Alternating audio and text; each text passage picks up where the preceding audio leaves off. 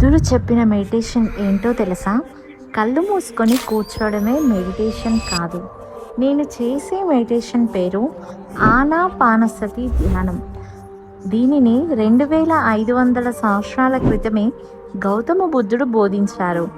ఆనా అంటే లోపలికి వచ్చే శ్వాస, అపానా అంటే బయటకు వెళ్ళే శ్వాస. ఈ ధ్యానంలో మనం చేయాల్సింది ఒక్కటే, మన శ్వాసను గమనించడం. మన శ్వాస లోపలికి వస్తున్నప్పుడు ఎరుకతో ఉండడం, బయటకు వెళ్తున్నప్పుడు ఎరుకతో ఉండడం, అంతే. మంత్రాలు అవసరం లేదు, ప్రత్యేక పూజలు అవసరం లేదు.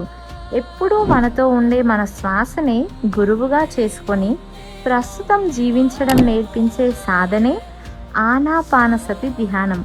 స్థిర సుఖ ఆసనంలో కూర్చొని మనం ఎప్పుడు ఏ వేళలో అయినా ప్రశాంతంగా ఈ ధ్యానాన్ని కొనసాగించుకోవచ్చు. మరి మీరు కూడా ఈ మెడిటేషన్ గురించి మరింత తెలుసుకోవాలంటే కామెంట్లో ఎస్ అని టైప్ చేయండి.